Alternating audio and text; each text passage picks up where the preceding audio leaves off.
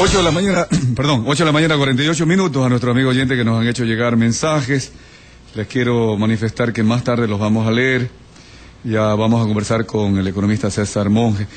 Economista, y bienvenido, César. ¿Cuál es la posición de Creo ante los intentos fallidos una y otra vez del Consejo Nacional Electoral para revisar la firma? Una pena, una pena. Bueno, buenos días al equipo de Forever, buenos días también a la audiencia de esta prestigiosa radio y de este programa líder en rating en las mañanas en la radio. Muchas gracias, guayaquileña. Esto lo digo por conocimiento de causa. Conocimiento de causa. Muy bien. Yo en su momento estaba del otro lado, ¿no? Y siempre veía los ratings de Forever y decía, ¿cómo hacemos para bajarlo a Forever, para meterlo? Bueno, ahora tienes que, ¿cómo hacer para elevar más todavía la audiencia? Sí, pero con Creo. Gracias por la invitación. Aquí pues siempre muy cómodo y aquí nos sentimos como en nuestra casa y contentos de estar en Guayaquil, donde pasamos poco tiempo hoy por hoy en esta vida política que en los últimos días realmente nos llena de preocupación, de inquietud, porque después de casi 3 semanas o un poquito más de este escándalo de las firmas, yo creo que lo más importante todavía no se da.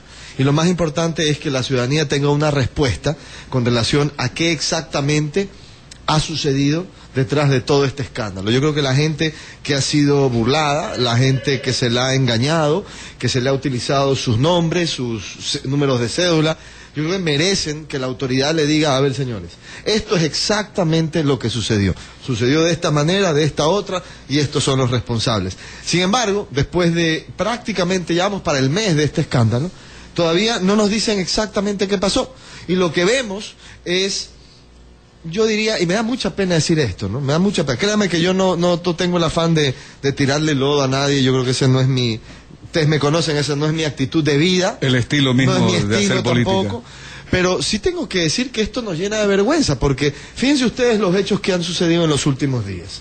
Número 1, se inició un proceso de revisión de firmas en el Colegio Benalcázar en Quito, y lo tuvieron que suspender, lo tuvieron que agarrar, meterlo en un cajón y enterrarlo, porque hubieron tantas irregularidades, y yo estuve sometido a ese proceso, repleto de irregularidades, donde tuvieron que sacar a los peritos grafólogos, es decir, a la gente experta en firmas, la tuvieron que sacar del recinto, a más de 40 digitadores. El propio vicepresidente del Consejo Nacional Electoral los tuvo que sacar porque evidentemente tenían una posición sesgada en el minuto que estaban revisando las firmas, en nuestro caso de Creo.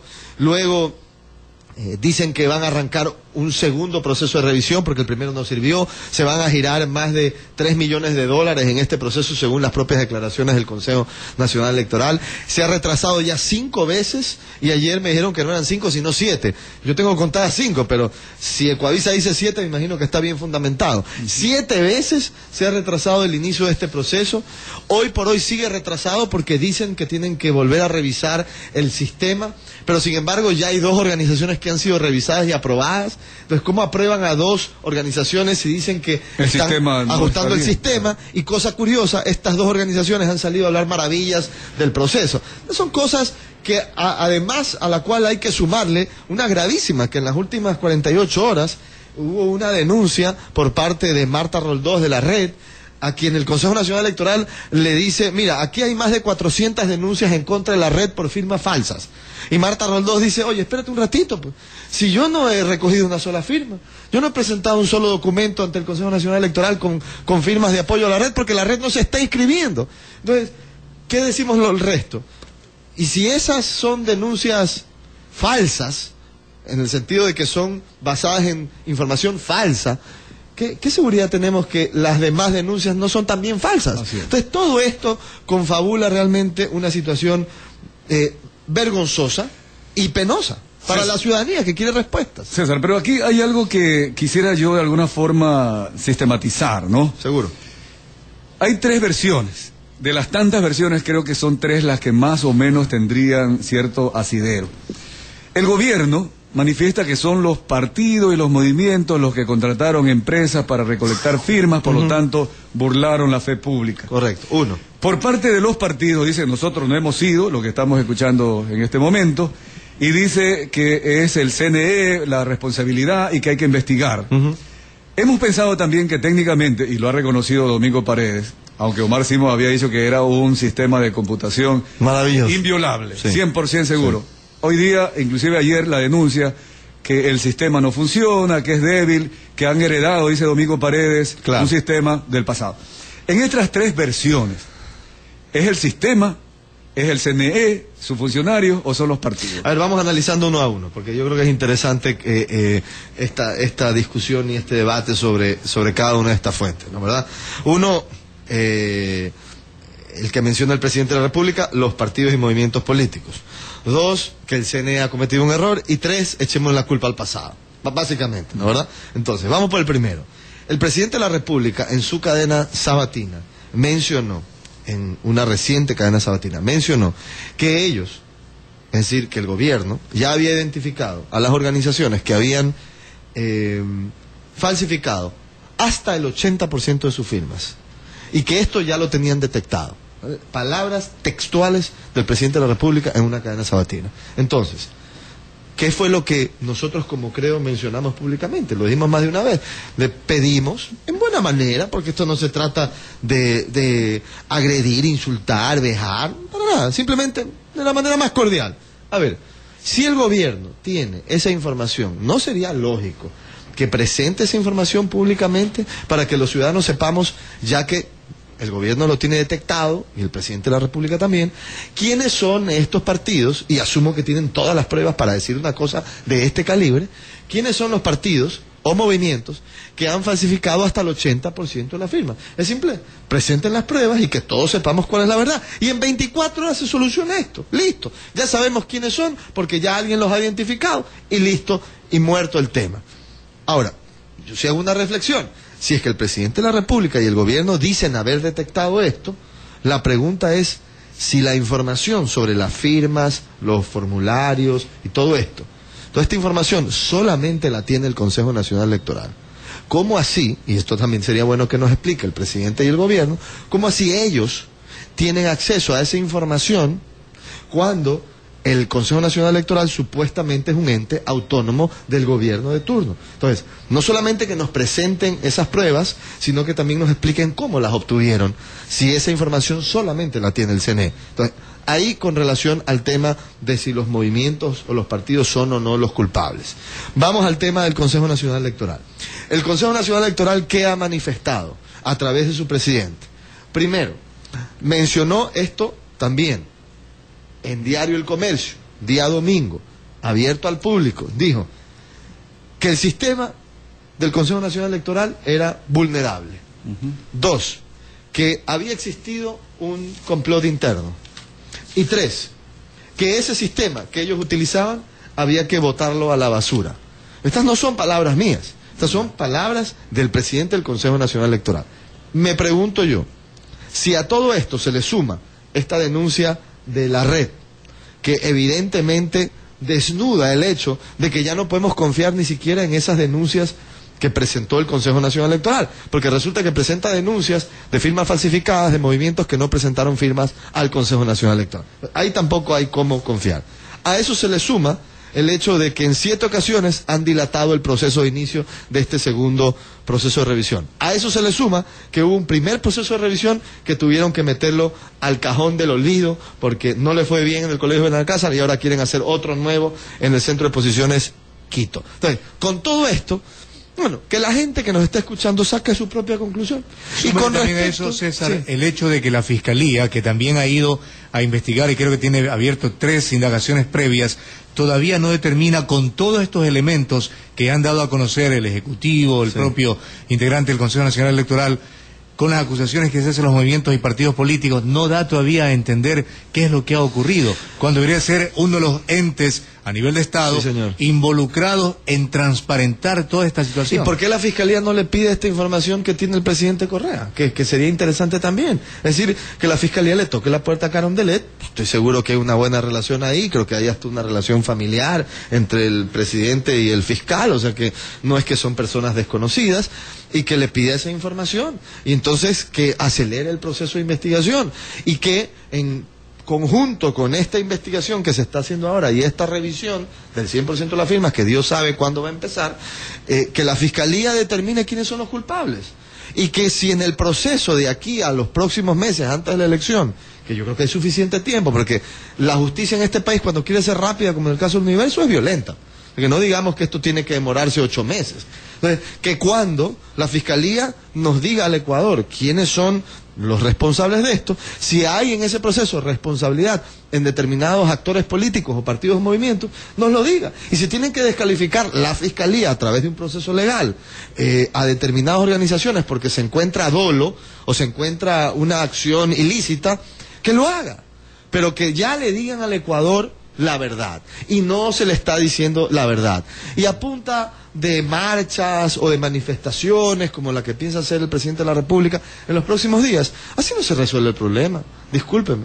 Yo creo que yo no digo que esté mal hacer una manifestación, no, yo también las he hecho, pero en este caso al presidente de la República que ha manifestado que quiere hacer una manifestación, yo le digo, enfoquemos la energía en decir la verdad al Ecuador, porque en una tarima no se le va a decir la verdad al país, sino a través de un proceso donde se transparente la información. Y eso es lo que los ciudadanos pedimos. Porque no puede ser que se le tome, se le tome el pelo a la gente, se le vea la cara de Gil, se le utilice su nombre y su apellido y su cédula, y hasta el momento nadie dice nada, y nadie sabe cuál es la respuesta. Y eso sí es preocupante. Bien, yo creo que con esto, y recapitulando un poco, César, a propósito, felicitaciones, ¿no? Nombrado director nacional del CREO, Muchas ¿no? gracias. Del movimiento CREO. Yo creo que la primera versión que el gobierno acusa que son los partidos de movimiento los culpables, creo que ya ha quedado desvirtuado cuando el presidente habló que Alianza País tendría entre 3 y 4% de fallas en firmas como margen de error, aunque acá no estábamos de acuerdo porque el margen de error se da en una investigación por muestreo y no necesariamente del 100%, es decir, de firmas absolutas. Cuando finalmente el CNE mismo publicó que Alianza País tiene el 17% de firmas no convalidadas o no válidas. Y finalmente el CNE no tiene la información, porque el rato que está investigando es porque no tenía la información. Así que la pregunta que hace César Monge al gobierno, de dónde sacó la información y que la presidenta sí la tiene, no creo que va a respaldar esa denuncia. Quisiera, yo creo, a ver si compartimos o no, César, que allí el problema es de adentro del sistema del CNE, algún empleado, algún hacker, alguien de afuera que vulneró el tema de lo que es el sistema de computación. Pero aquí está corriendo el tiempo. Se ha creado desconfianza en el CNE y se ha creado desconfianza, lastimosamente, quiera que no, en los partidos de movimiento. En todo. Hasta que no se delimite. En todo. ¿Qué va a pasar cuando se debe convocar ya elecciones en el mes de octubre? Es terrible. A ver, yo coincido, por si acaso, y yo no tengo temor o vergüenza en decir lo que está pasando. Es decir, ahorita hay una enorme desconfianza de la ciudadanía en todo el proceso, en todos los actores del proceso. Consejo Nacional Electoral, Gobierno Nacional, organizaciones, en todo, que es la tragedia más grande. Porque los ciudadanos que vamos a ir a votar próximamente, ¿con qué confianza vamos a votar? Si decimos, ¿sabes que aquí está todo enlodado? Eso no le conviene a nadie. Ahora, los pocos que todavía siguen creyendo, o los 30 o 40%, porque hay al 30%, César, perdón la interrupción, sí, que no van a votar. Y los que van a votar por el papelito. ¿Y cuántos de esos realmente que van a votar sí creen todavía en la democracia? Es una tragedia, nadie gana con esto. Cuando el presidente dice que lo que las organizaciones políticas quieren hacer es desprestigiar al CNE, está equivocado. ¿Cómo nos va a convenir a nosotros desprestigiar a la organización que tiene que regular y garantizar que las elecciones sean transparentes? Otra cosa es que nosotros nos quedemos mudos si vemos algo que no está bien, como en el caso de esta denuncia de la red. Es que hay que decirlo, porque no decirlo es peor. Pero ganas de tirarle lodo, desprestigiar, eso no es verdad, eso no existe. Eso sería como hacerse harakiri, porque estamos atacando a la organización que tiene que garantizar la transparencia. Pero hay que decir, insisto, lo que está pasando. Ahora, sí, hay un problema también de tiempos. Yo aquí le voy a decir cuál es nuestra actitud como CREO. Ajá. Número uno, no podemos dejarnos distraer ni marear de los temas de fondo. Los temas de fondo del Ecuador no son el tema de las firmas. El tema de fondo del Ecuador es cómo así, en este periodo, desde el 2006 hasta el 2011, se ha invertido 24.000 millones de dólares en el Ecuador y se ha reducido la pobreza en un 7.5, la pobreza extrema. En el área social. En el área social. 24 ¿Y cómo millones. así? Entre el 2000 y el 2005 se invirtió 3 veces menos y se redujo en 22% la pobreza extrema. ¿Qué está pasando ahí? Los temas de fondo son, ¿qué pasa? ¿Cómo así el 61% de las familias en el Ecuador no acceden a la canasta básica? Eso quiere decir que la mitad de la población en este país, en el Ecuador, en sus casas, no accede a la canasta básica mínima de $536. Esos son los temas de fondo. Los temas de fondo, ¿por qué hoy hay más jóvenes desempleados que lo que había en el año 2007? 153.000 jóvenes desempleados en el año 2007, 172.000 jóvenes desempleados en el año 2012. Esas son las realidades, esos son los temas de fondo. Entonces, número 1, no dejarnos distraer. Cuando Creo va de una ciudad a otra, de un cantón a otro, sigue hablando de estos temas. No habla de las firmas porque nadie come y nadie vive de firmas, ni de estos escándalos creados como circos de 3 pistas. 2, nosotros tenemos que seguir haciendo lo que ya hemos hecho hasta ahora, que es seguir adhiriendo a gente a Creo. El proceso de recolección de firmas para nosotros no se detuvo en el 2011 cuando presentamos 342.000 firmas. Ha continuado y tiene que continuar por las afiliaciones que se están por dando. una razón. Porque si una organización quiere ser cada vez más grande, tiene que incluir o adherir o afiliar cada vez a más gente. Por eso es que nosotros el viernes pasado presentamos 52.000 firmas. Y esta semana vamos a seguir presentando cientos de miles de firmas. Y tres, las organizaciones tienen que seguir con sus procesos. Tienen que seguir con sus procesos, no pueden detenerse. Porque si la gente está esperando a que el CNE tome una determinación o dictamine para empezar a actuar, los tiempos no van a dar. Sí. Esa es la realidad. Sí, yo creo que acá es una situación de trabajar en lo positivo, César, y ustedes se han empeñado con Creo a hacerlo. Cuando se han afiliado nuevas personas, nuevos ciudadanos, uno de ellos Guillermo Lasso. Así es.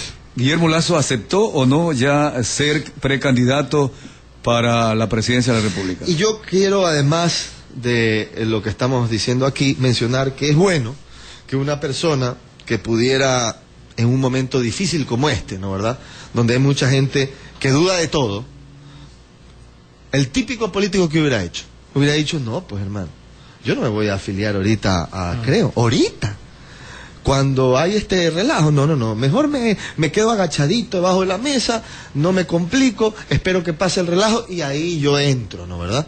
Sin embargo, no porque Creo le deba nada a nadie, porque no le debemos nada a nadie, a nosotros que nos revisen de cabo a rabo. Y vamos a seguir presentando firmas para demostrar que somos una organización potente. Pero el típico político hubiera dicho eso. Guillermo Lasso, que tenía un interés, que ha sido amigo de nuestra organización desde el día 1, dijo no, es al revés pues.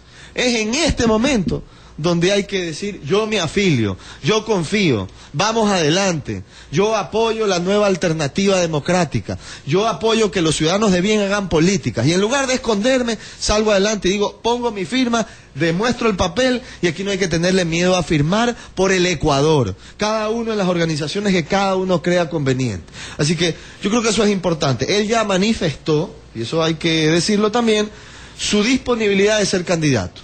Él ha dicho, yo estoy listo. Porque el minuto que uno firma para una organización, y esto también va a se compromete sí, pues, con el destino del partido mismo. Uno tiene que estar, si es que lo siente así en su corazón, listo a que la organización le diga, ¿sabes qué? Como tú te adheriste, como tú te hiciste miembro de Creo, y como nos estás diciendo que estás listo para la batalla, nosotros tenemos que tener nuestra reunión de la asamblea, que eso es un procedimiento legal que tenemos que hacer, y si tomamos la decisión que seas tú, te la informamos. Y entonces tú y otros ecuatorianos dentro de Creo puedan ser los cuadros de la organización. Yo creo que él es un buen perfil, yo creo que él tiene la experiencia para aportar al Ecuador, y ya veremos qué decisión toma la Asamblea, que es la instancia donde debe haber un proceso democrático interno, y espero en los próximos días que esto se dictamine para que Creo vaya presentando a todos sus candidatos para los puestos de elección. Guillermo Lasso ha dejado la tranquilidad de su oficina, el confort de su oficina, ¿verdad? El sosiego de su oficina para afrontar temas. Y usted dice que tiene la experiencia. ¿Tendrá la experiencia para los temas que usted mismo puntualiza, César, desde la perspectiva económica, que es el gasto público elevado, un endeudamiento público sumamente oneroso en el país, una debilidad por la falta de acuerdos políticos sobre todo, una baja inversión frente a lo que estamos viviendo a nivel mundial y sobre todo que no hay un buen clima para las inversiones en nuestro país. ¿Usted cree que habrá la capacidad suficiente para afrontar estos temas graves, para disminuir la pobreza, que es un reto de todos, para elevar el número de trabajo en el país? A ver, yo creo que hay que recordar algo, ¿no? En este país donde se trata de satanizar a alguien por tener una profesión, ¿no, verdad? Se lo hace con ustedes todos los días, ¿no, verdad? Yo escucho los fines de semana hablar de la prensa corrupta. Y yo me pregunto, ¿no? Digo, pero los amigos de Radio Forever son entonces corruptos, porque ellos están en la prensa, ¿no? Y yo no he conocido que ustedes dos, ni el amigo que nos acompaña aquí en los controles, a Beto, yo no, digamos, yo no los conozco a ustedes como personas corruptas, y en Guayaquil ustedes no tienen fama de corruptos. Entonces, si ustedes son miembros de la prensa, ¿cómo es esto que la prensa corrupta? Entonces, estas generalizaciones le hacen mucho daño a mucha gente joven, que es lo que no se da cuenta la gente, a muchos emprendedores. ¿Quién quiere emprender una profesión en medios o en prensa cuando todos los fines de semana se dice que la prensa es corrupta?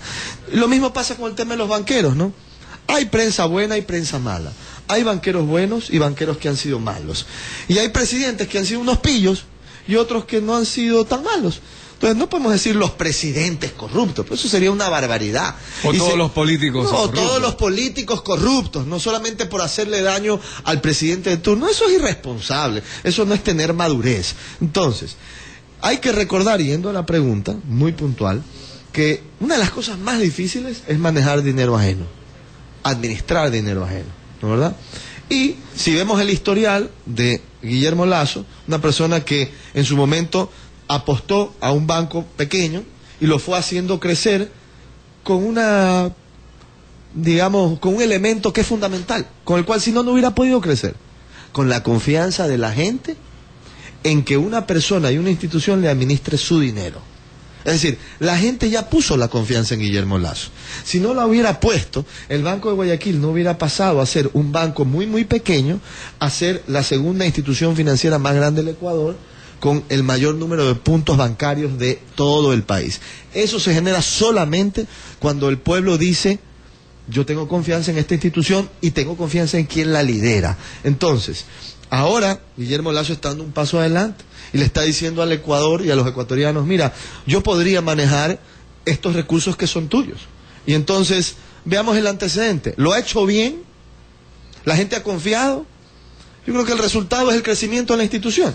Ahora, todos estos condicionamientos económicos que ustedes anotan aquí son realidades.